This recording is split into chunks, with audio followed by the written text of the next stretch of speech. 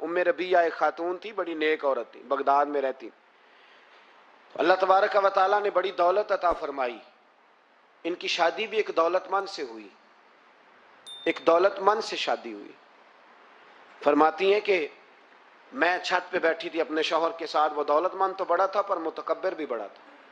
دروازے پہ فقیر مانگنے آیا تو میرا خاوند بالکنی سے جھانک کے کہنے لگا اسے کچھ نہ دینا، اس دکاندار ہے، یہ دنیا دار بنے ہوئے ہیں، جان بوجھ کے مانگتے ہیں. تو میں نے کہا میں تیری دولت سے نہیں دوں گی، میرے میکے سے جو کچھ آیا اس میں سے دینے کی اجازت دینا. اس نے کہا جانا ہی نہیں. تو عورت کہتی ہے اس مانگنے والے کا، اس جو دروازے پہ شخص کھڑا تھا، اس کے مانگنے والے کا جو انداز تھا وہ بتاتا تھا کہ کئی دنوں کا بھوکا ہے. اس جوان کے چہرے پر عجیب بھوک تھی.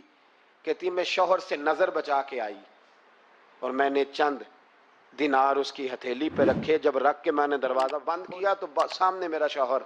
کہنے لگا میری بغیر اجازت کے دیتی ہے، جا تجھے 3 طلاقیں. کہتی میں عزت مند باپ کی بیٹی طلاق لے کے گھر آ گئی. جرم میرا یہ ہے کہ میں نے اللہ کے رستے میں خیرات کی ہے. کہتی ہیں میرا والد پریشان کہ غلطی جس کی مرضی ہو، قصور تو بیٹیوں کا ہی ہوتا ہے نا. لڑکے پاک کے پاک رہ جاتے ہیں، منگنی بھی ٹوٹ جائے تو بچی کی جو حالت ہوتی ہے وہ کوئی بتا سکتا ہے؟ تو کہتی ہے میں شدید پریشان، میرے والد اور والدہ بھی پریشان، رشتہ کہاں سے آئے گا؟ 1-2 سال ہم شدید کرب میں رہے، رشتہ آیا تو بڑے امیر آدمی کا. میں طلاق یافتہ تھی پر بندے کوارے کا رشتہ آیا. کہتے ہیں جب وہ رشتہ ہو گیا میں پہلے دن اپنے خاوند کے پاس گئی تو مجھے کہنے لگا مجھے جانتی ہو میں کون ہوں؟ میں نے کہا نہیں. کہنے لگا میں وہی ہوں جو تیرے دروازے پہ خیرات لینے آیا تھا.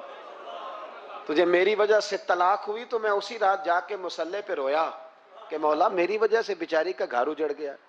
پھر میں نے 18 گھنٹے محنت کی تو میں نے تجھے عزت دینے کے لیے. کہنے لگا اب تجھے بیوی بنا کے نہیں مہرانی بنا کے رکھوں گا، میں تیری نوکری کروں گا، تو میری محسنہ ہے. کہتی ہیں 1 سال گزرا، مجھے اللہ نے بیٹا بھی دیا. میں چھت پہ اپنے شوہر کے ساتھ بیٹھی تھی، دروازے پہ مانگنے والا آیا تو میرا شوہر سارے کام خود کرتا تھا. آج جب مانگنے والا آیا تو کہنے لگا جب کوئی مانگنے آیا تو نے دینے جانا ہے. کہتی ہے میں دروازے پہ مانگنے والے کو دینے گئی تو میری چیخ نکل گئی، میں دھڑام سے گری. میرا شوہر دوڑا آیا، کیا ہوا؟ کہنے لگی پتہ ہے مانگنے کون آیا؟ یہ وہی ہے جو میرا پرانا شوہر تھا. بے پرواہی ویک سجن دی جتھے کسے دی پیش نہ جاوے، انہیں تاجاں والے در در رولے. تاجاں والے تخت و تاج والے، تاجاں والے در در رولے تے منگتیاں تخت بٹھاوے. اوے سجنا کسے نو کارا مل دئی، کوئی کعبےوں خالی آوے. کہتی ہیں ام ربیہ کہ وہ شخص میرے دروازے پہ، میں رونے لگی. دولت کا تکبر کرتے ہیں لوگ. غریب دروازے پہ کھڑا ہے تو کہتے ہیں تم کماتے نہیں، مجھ سے بھیک مانگنے آ جاتے ہو. دولت کا تکبر، خبردار اس تکبر میں مبتلا نہ ہونا. لوگ تو آپ یقین کریں فتوے لیتے پھرتے ہیں، کہتے ہیں ایسے ہی جناب زکوٰۃ تو اس کی بنتی ہے جو ٹیکس نہ دے، زکوٰۃ تو اس کی بنتی ہے جس کے پاس ملازم نہ ہو. تو ایسے مولویوں نے سنو، حضرت موسیٰ کے چچا کا بیٹا تھا قارون، حضرت موسیٰ کی دعا سے دولت ملی. اتنا دولت مند ہو گیا کہ خزانوں کی چابیاں 4 اونٹ اٹھایا کرتے. حضرت موسیٰ نے کہا کہ 1000واں حصہ زکوٰۃ فرض ہوئی ہے. کتنا حصہ؟ 40واں نہیں، 1000واں حصہ. تو زکوٰۃ دے. کہنے لگا دیتا ہوں. گھر جا کے حساب کیا تو پریشان ہو گئے، اتنے پیسے دینے پڑیں گے. پریشان جب آتے ہیں تب نہیں پریشان ہوتے، اتنے آ گئے میرے پاس دینے پڑے تو کہنے لگا ہو اتنے پیسے. حضرت موسیٰ نے کہا دے. تو کہنے لگا جناب موسیٰ ویسے مہنگا نہیں بڑا آپ نے رکھا خرچہ. آپ فرمانے لگے میرا حکم نہیں، حکم میرے 40واں نہیں تھا. کون سا حصہ تھا؟ بولیے. مسلمانوں کا کتنا ہے؟ سارے صحیح دیتے ہیں زکوٰۃ؟ کہتے میں تھوڑی تھوڑی دیتا رہتا ہوں. میں سال میں نے تھوڑی تھوڑی بانٹ دی ہے. کچھ ان کو دیا جو مجھے ووٹ دیں گے، کچھ ان کو دیا جو گاہے گاہے میرے گھر کا کوئی کام کر دیں گے. میں نے بانٹ دی ہے. یہ زکوٰۃ دے رہا ہے کہ سیاست کر رہا ہے تو؟ یہ کون سا طریقہ ہے؟ یہ کون سی طبیعت ہے؟ مضمون بھیجا ایک دوست نے، ایک بچی بڑی مشکل سے میٹرک اس نے کیا ہے تو کوئی امیر آدمی ان کے گھر میں پیسے دے گیا اس رمضان پہ. اس رمضان میں حیدرآباد کے قریب किसी गांव की रहने वाली, तो बच्ची अगले दिन जाके सारा कुछ उनके घर दे आई है, सारा कुछ दे आई है। क्यों? कि वो बच्ची कहती है मैं यतीम हूं, मैं 1.5 साल की थी और मेरा भाई अभी पैदा नहीं हुआ था जब मेरा वालिद फौत हो गया, तो मेरे चचा ने धक्के दे के निकाल दिया। मेरी माँ ने बर्तन धो धो के हमें पाला और मेरी माँ ने हमें पढ़ाया, शदीद मेहनत की।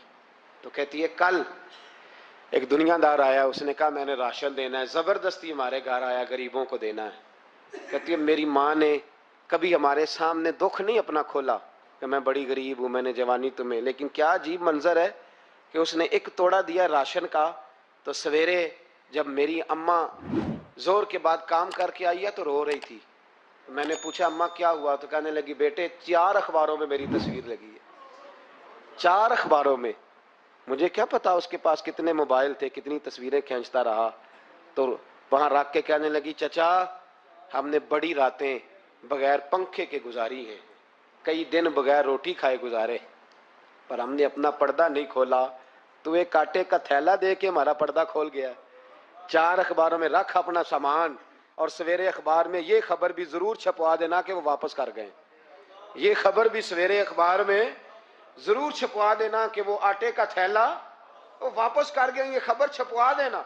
फिर वो बच्ची अपनी माँ की इज्जत के लिए गई और जाके प्रेस क्लब में उसने 4 अखबारों को कहा कि मैं आटा वापस कर रही हूं, अब तुम्हारी जिम्मेदारी है कि तुम लोगों को बताओ कि वो थैला आटे का। शर्म नहीं आती?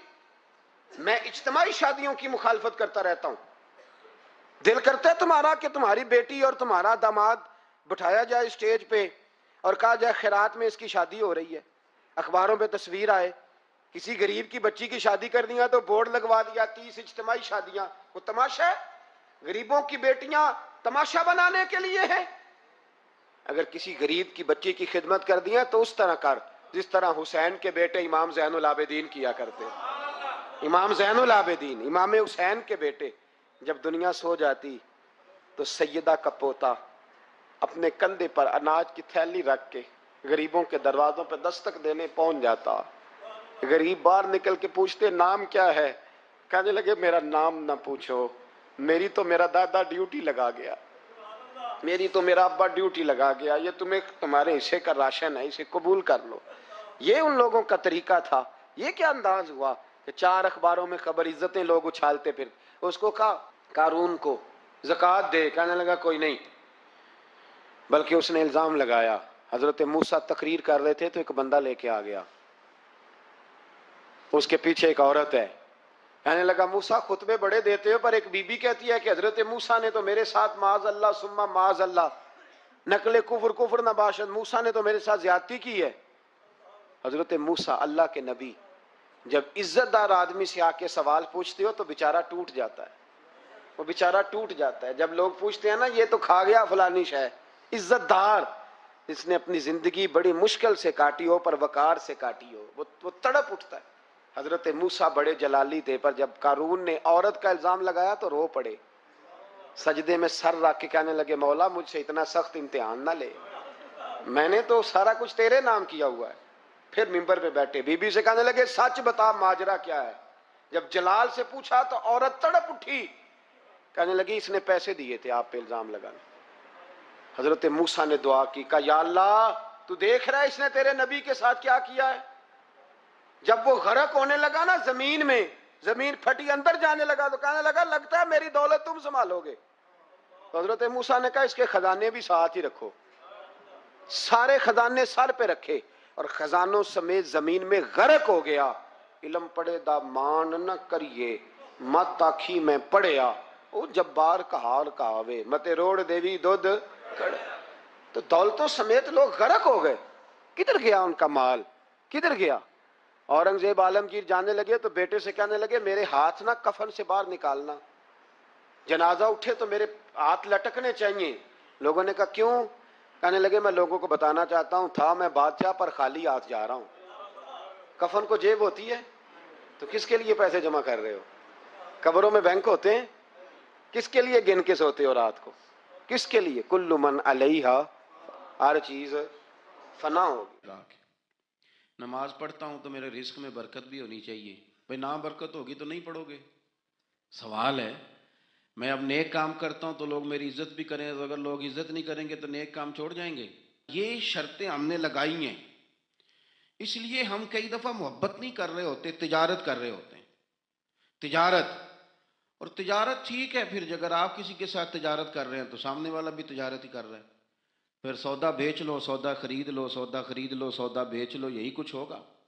حضرت ابوبکر صدیق رضی اللہ تعالیٰ عنہ نے غیر مشروط محبت کی، غیر مشروط، یعنی جو حضور نے کہہ دیا انہوں نے کہا حضور بالکل ہی ٹھیک ہے، جو سرکار دو عالم صلی اللہ تعالی علیہ وسلم نے فرما دیا کہ حضور آپ جو کہیں گے ہو جائے گا، کوئی لیتا نہیں، کوئی لالا نہیں، کوئی اگر نہیں، کوئی مگر نہیں، کوئی ایسے کیسے، بس جو فرما دیا ٹھیک ہے، جیسے کر دیا ٹھیک ہے، جس انداز میں بات کر دی ٹھیک ہے۔ حضور نے کہا کہ جہاد پہ چلنا ہے چلتے ہیں، اب حدیبیہ میں صلح کرنی ہے، حضور ٹھیک ہے کر لیتے ہیں۔ حضرت عمر کہتے ہیں میں نے کچھ اپنے مشورے پیش کیے کہ اس طرح کر کے چلنا چاہیے، پر ابو بکر صدیق نے کہا نہ بھائی، جو کریم فرما دے وہی ٹھیک ہے۔ ہم نے نہ کبھی قطرے پہ غور کیا اور نہ دریا دیکھا، بس جہاں تیری جھلک دیکھی وہیں ڈوب گئے۔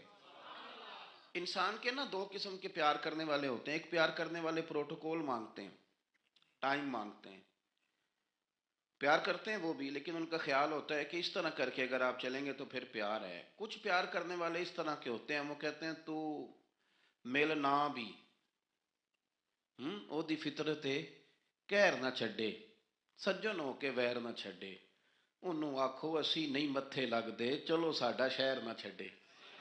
کچھ لوگ ایسے ہوتے ہیں کہتے ہیں مل نہ بھی یار، کوئی عرض نہیں، لیکن اس طرح کر کہ پیار تیرے ساتھ قائم رہے گا، تو سلام لے پھر بھی تیری مرضی، رخ پھیر کے گزر جا پھر بھی تیری۔ غیر مشروط محبت، شرط والی نہیں۔